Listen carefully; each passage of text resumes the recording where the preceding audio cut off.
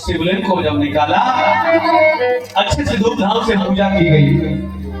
भूतनाथेश्वर के नाम से उस शिवलिंग को जाना गया और कह दिया भूतनाथेश्वर का मतलब होता है जो भूतों का नाथ होता है।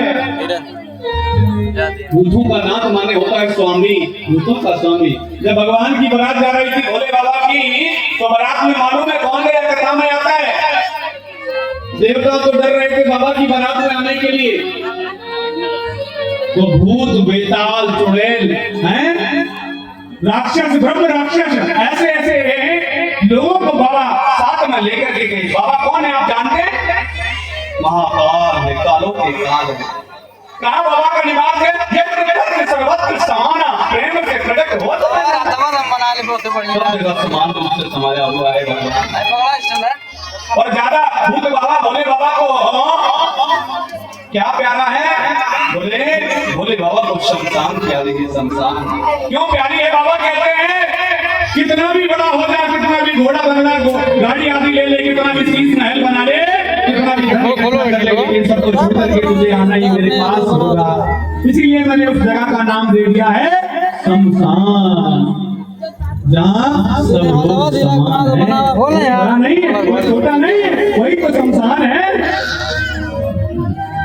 महाराज करोड़ों रुपए की संपत्ति तुमने कमा लिया और करोड़ों रुपए की संपत्ति कमाने के बाद में लग्जरी कार में तुम चल रहे हो। लग्जरी कार में जब तुम चल रहे हो, चलते हुए हाईवे पर एक ट्रक चटनी बना करके चला गया, तो बताइए तुम्हारा वो धन तुम्हारा वो पैसा तुम्हारा जिंदा कर सकता है? नहीं कर सकता। समर्थ है तुम्हारे धन में तो तुम फिर से जिंदे हो जाकर के दिखाएंगे? नहीं होगा महाराज, कभी नहीं होगा। पाँव टूट जाएगा, नया पाँव लग जाएगा, आंख टूट जाएगी, नई आंख लग जाएगी, लेकिन ये शरीर से अगर प्राण निकल गया, इस शरीर से आत्मा निकल गया, दोबारा इस शरीर में वो प्रवेश नहीं करेगा। इसलिए बाबा ने कह दिया सब समान मेरे लिए है, कोई बड़ा कोई छोटा नहीं है, कोई जाति कोई धर्म नहीं है। इसीलिए बाबा ने सबको नाम दिया है कि शमशान, जहाँ सभी लोग समान है, वही मेरा पवित्र स्थान है। धन्य तेरी माया जग में,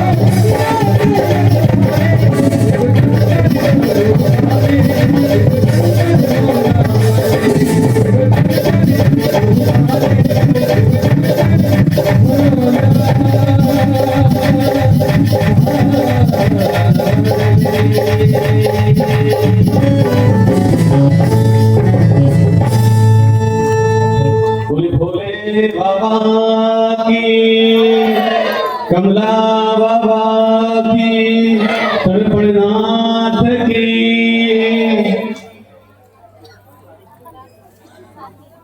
धर्म प्रेमियों, कितना पवित्र चरित्र है बाबा का। आज बाबा ने शिवलिंग को स्थापित किया और कहा जाता है अनेकों शिष्य बाबा के हुए और अनेकों शिष्य में एक शिष्य उनका प्रमुख था। एक शिष्य उनका ऐसा था कि तर्पणनाथ जी का बड़ा प्रेम था उस शिष्य के ऊपर। होता है कि नहीं, स्कूल में जब बच्चा पढ़ता है, जो बच्चा होशियार होता है तो टीचर उस बच्चे को ज्यादा नंबर देता है, ज्यादा प्रश्न पूछता है, ज्यादा आगे बैठाता है कि तुम बैठो, तुम होशियार हो, क्लास का मॉनिटर बना देता है। सभी शिष्यों में एक शिष्य ऐसा था कि बाबा की सिद्धियों को धीरे धीरे धीरे धीरे प्राप्त कर रहा था, बाबा के बताए हुए मार्ग पर चल रहा था। लेकिन दुख उसके जीवन में केवल एक था महाराज। उस शिष्य का नाम था श्री आत्माराम जी महाराज। उनके घर में पत्नी है और पत्नी का नाम है ज्ञानमती माता जी। ज्ञानमती, ध्यान देना, जो हमेशा ज्ञान में रति रखे उसको ज्ञानमती कहते हैं। आत्माराम, जो आत्मा में राम, जिसकी आत्मा में राम रमण करता हो उसे आत्माराम कहते हैं। आत्माराम के आत्मा में सत्य रमण कर रहा है, लेकिन गुरु के बताए हुए मार्ग पर चल रहे हैं, लेकिन कोई संतान नहीं है। दुख कितना है महाराज। और आप समझिए, जिस घर में संतान ना हो उस घर को, उस पति, उस पत्नी को, उस माता को पूछिए कि संतान ना होने का दुख क्या होगा। हाँ, संतान जिस घर में नहीं है उसको पूछो कि संतान ना होने का कष्ट क्या है, दुख क्या है। महाराज, धन है, संपदा है, लेकिन खाने वाला संपदा होने की बात भी खाने। आज आत्माराम दुखी है और आत्माराम निष्ठा से गुरु परंपरा से सेवा कर रहे हैं। नाथ समुदाय को आगे ले जाने की अनेक शिष्य हुए। महाराज, बड़ी सेवा की आत्माराम जी ने। रोज रोज गुरु के चरणों में आकर के चरण सेवा करते, रोज आकर के भूतनाथेश्वर बाबा के पास आकर के जल अर्पण करते, बेलपत्र चढ़ाते, भस्म चढ़ाते। ध्यान देना, भूतनाथ को बेलपत्र और भस्म बड़ा प्रिय है। हाँ, अगर भूतनाथ बाबा को सिद्ध करना है, भूतनाथ बाबा को प्रसन्न करना है तो शमशान की भस्म भूतनाथ बाबा पर लगाना चाहिए, भस्म का श्रृंगार करना चाहिए। बहुत जल्दी प्रश्न होते हैं, बहुत जल्दी प्रसन्न हो जाते हैं। ये कौन करता है? आप लोग नहीं कर पाएंगे भैया। शमशान में डाल जाने से सबको डर लगता है कि नहीं लगता? सबको लगता है। रात में शमशान में कोई जाना नहीं चाहेगा। और वैसे ही सबके मट्टी में भूत घुसे हुए, वो शमशान में क्या जाएंगे महाराज? हजारों हजार लोग हैं, नाच रहे हैं, कूद रहे हैं, बोल रहे हैं महाराज। बताओ, अरे भूतों को भगा दो, भगा दो, भगा दो महाराज। घर को अच्छा बना लो। घर बर्बाद हो रहा है, घर आपका घर बिगड़ रहा है, आपके बच्चे अनाथ हो रहे हैं, आपका पति परेशान हो रहा है, आपका बेटा आपसे दुखी है। क्यों निष्ठा नहीं लगा लेते भगवान के चरणों में, बाबा के चरणों में? ये भूत तुम्हारी मति में घुसा हुआ है, भूत तुम्हारे शरीर में घुसा हुआ है। इसको दूर करने के लिए केवल एक ही उपाय है। वो है क्या उपाय है? सच्चे मन से बाबा के चरणों में तुम लोग आ जाओ। हाँ, निष्ठा से बाबा के चरणों में आ जाओ। मैंने देखा है कुछ माताएं तो ऐसी हैं, मुझे लग रहा है कि बिल्कुल ठीक है, बार बार चक्कर काट रही है, बार बार उठ रही है, बार बार चक्कर काट रही है। और थक गई तो पानी पीने लगी और थोड़ी देर बाद मोबाइल भी देखने लग गई। अब हम कह रहे भैया ये कैसा भूत है बताओ। अरे पानी भी पी रहा है, भूत जब किसके सर में आता है पता है क्या होता है? उसको आभास नहीं होता अपने शरीर का, उसको आभास नहीं होता अपना भूत का कि वो क्या कर रहा है, कौन है, कहाँ पे क्या है। लेकिन यहाँ के भूत बड़े समझदार हैं, देख लेते इतनी जगह में मुझे खेलना है तो उतनी जगह में खेलेंगे, ज्यादा जगह नहीं लेंगे।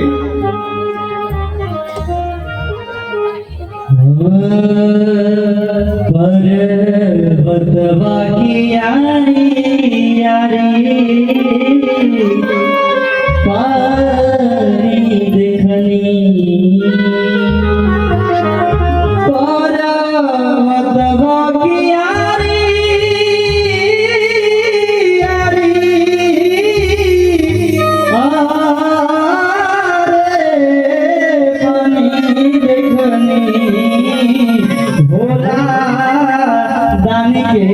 जब राज धानी देखने भोला दानी के जब राज धानी देखने भोला दानी के जब राज धानी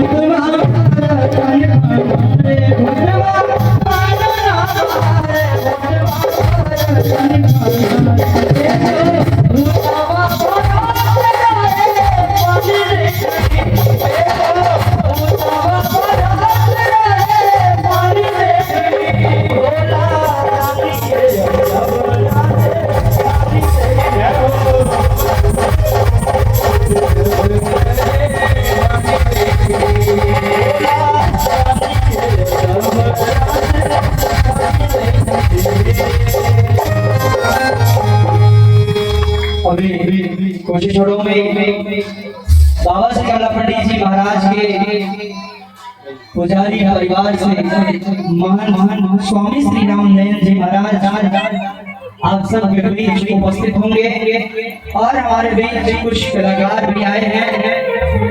वहाँ देखिए बोर्ड लगा हुआ है, बैनर लगा हुआ है और हमारे मित्र भी बगल में बैठे हैं, पंकज गुप्ता जी, सुमित गुप्ता जी और भाई साहब बगल बैठे हैं। और उधर हमारे व्यापारी श्री लालचंद गुप्ता जी कशोधन जी हमारे बीच उपस्थित हैं। रामलीला समिति के अध्यक्ष श्री अजीत कशोधन जी उपस्थित हैं। आप सबका बहुत बहुत स्वागत है। आप सभी महंत जी के साथ अभी मंच की ओर महाराज जी को सम्मानित करने के लिए आप सभी उपस्थित होंगे। आप सबका बहुत बहुत स्वागत है। आप सभी कुछ ही क्षणों में आपको पता होगा कि आज जागरण का कार्यक्रम है, तो कथा में जहाँ हम पहुंचे हैं वो जन्म का अवसर यानी कि समय आ गया है और इस बीच हमें बाबा का नाम लेते रहना है और बाबा का जयकारा लगाते रहना है, तालियां बजाते रहना है। कोशिश करिएगा कि पुष्प भी अभी किया जा सके। यहाँ बाबा की समाधि स्थली का फोटो लगा हुआ है, तस्वीर लगा हुआ है, हम उस पर पुष्प वर्षा करेंगे जन्म के समय। और जन्म के समय भोजपुरी सिंगर दिलीप दीवाना जी आएंगे और सोहर प्रस्तुत करेंगे, उनका पहला सोहर। हर बार हमने देखा होगा कि सभी भजनों के बाद अंतिम समय में सोहर पेश किया जाता था या फिर गाया जाता था, परंतु आज कथा चल रही है, इसलिए कथा के हिसाब से हम पहले ही सोहर करेंगे। बहुत बहुत धन्यवाद, आप सभी इंतजार करें। जरूर काफी समय आ रहा है। बहुत बेहतरीन कलाकार हमारे बीच उपस्थित है, अनादि उपाध्याय, जो प्रमुख कलाकारों में से एक है अनादि उपाध्याय, और जिनके इंतजार में आप सभी बैठे हुए। बहुत अच्छे सिंगर हैं, पड़ोस के अपने जिले के रहने वाले हैं, और दिलीप दीवाना भाई देवरिया से चलकर आए हैं, जो प्रत्येक आपने सुना होगा सभी भजनों में उन्हीं की आवाज अधिकतर गूंजती रहती है। बोलो सच्चे दरबार की। बोले कमला धाम की, पिछोसा धाम की। धर्म प्रेमियों, कथा आती है कि तर्पणनाथ जी के चरणों में जब महात्मा राम जी आए और पुत्र की जिज्ञासा जताई, बाबा मैं वर्षों से आपकी सेवा करता आ रहा हूँ, और सेवा के बदले में आपसे कुछ मांग नहीं रहा हूँ। मेरी पत्नी मुझसे हट कर रही है, मेरी पत्नी मुझसे बार बार कह रही है कि जब हम बूढ़े हो जाएंगे तो हमारी सेवा कौन करेगा, हमारी सेवा कौन करेगा, हम तो आपकी सेवा कर रहे हैं, लेकिन जब ऐसी अवस्था आएगी कि हम खुद सेवा के लायक हो जाएंगे तो हमारी सेवा कौन करेगा। अरे बाबा, मेरे घर में कोई संतान नहीं, कोई पुत्र नहीं, कोई पुत्री नहीं है। अरे पुत्र नहीं तो पुत्री मेरे घर में आ जाए तो मेरा सौभाग्य है। बड़ा विनय किया महाराज, पुत्र ना होने का दुख आप समझिए क्या हो सकता है। जिसके घर में पुत्र नहीं, जिसके घर में संतान नहीं, उसको पूछो जाकर के पुत्र ना होने का दुख क्या है। सुबह शाम झर झर झर झर आंसू बहती है बेचारी, एक बेटा हो जाए या बेटी हो जाए, संतान का जो कलंक मेरे माथे पर है बस वो हट जाए और मुझे कुछ नहीं चाहिए। एक बेटा हो जाए या एक बेटी हो जाए, लोग मुझे संतान तो नहीं कहेंगे, लोग मुझे बांझ तो नहीं कहेंगे, ये कलंक मेरे सर से हट जाए। ज्ञानवती माता ने प्रश्न प्रार्थना किया और जाकर के आत्मा राम जी गुरु जी के चरणों में जाकर के साष्टांग लेट गए। गुरु जी ने दिव्य दृष्टि से देखा और कहा, आत्मा राम मैं देख रहा हूँ कि क्या तुम्हारे जीवन में संतान सुख तो है नहीं, तुम्हारे जीवन में संतान का सुख नहीं है आत्मा राम, इसीलिए तुम क्यों व्यर्थ पुत्र की जिज्ञासा लेकर के आए हो। क्या फायदा ऐसे पुत्र का जो पुत्र बनकर के भी पुत्र हो जाएगा।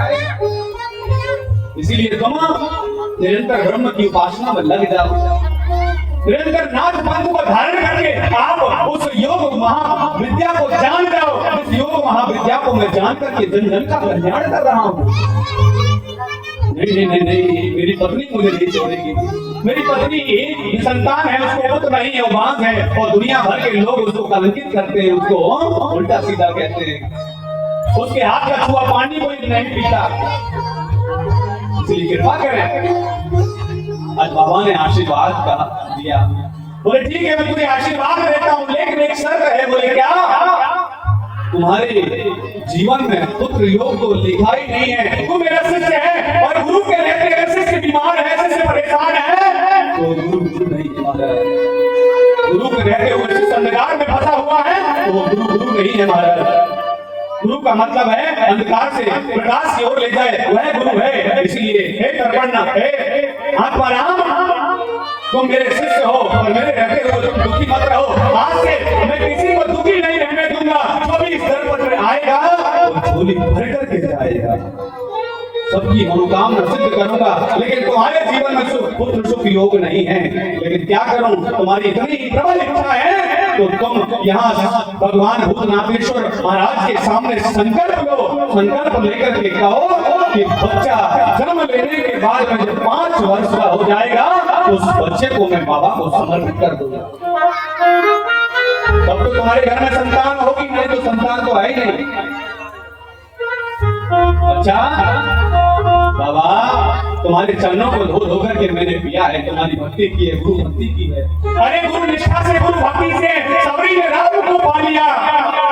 सबरी ने कभी राम नाम नहीं लेता, वो केवल गुरु जी के कहने कथन के अनुसार गुरु भक्ति में लगी रहती, गुरु के चरण पादुकाओं को लेकर के बैठी रहती कि मेरे घर राम आएंगे, मेरे घर राम आएंगे।